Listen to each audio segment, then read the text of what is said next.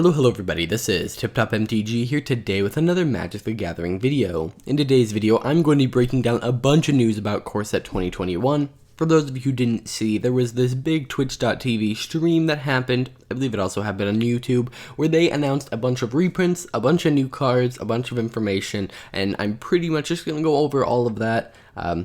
So I'm going to briefly just kind of give you a glance at the Core Set 2021, like what the cards they revealed were, but then I'm going to jump to the non-card information because I think that's what's a little more interesting. If you want to know about all the specific cards, I'm going to be doing a video breaking down each one in detail later today, along with the rest of the spoilers that are spoiled today. So why don't we jump right into this? So we have Ugin the Spirit Dragon. I covered this in a video yesterday, actually, that got leaked, and we learned that he has a Showcase, a Borderless, and a normal frame. Grim Tutor, very good tutor. Azusa Lost But Seeking, that is interesting.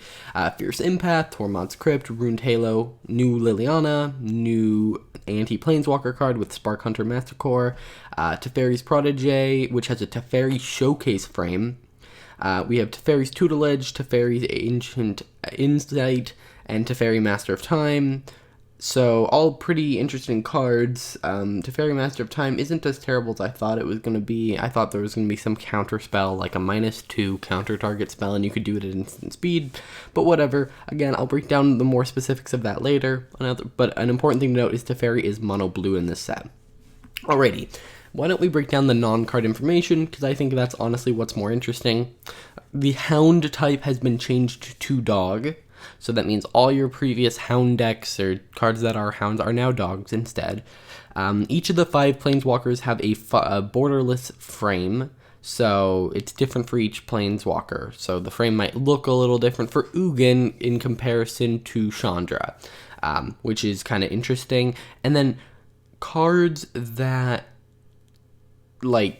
care about the Planeswalkers. So if it's Chandra's Acolyte, if that was the name of a card, it would have the Chandra Showcase frame. So that's what showcases are for the set. It's not demigods or gods like it is in Theros, but it's cards relating to the Planeswalkers. So like I said before, Teferi's Tutelage, Teferi's Ageless Insight, those 2 cards have the Teferi Showcase style along with Teferi Master of Time.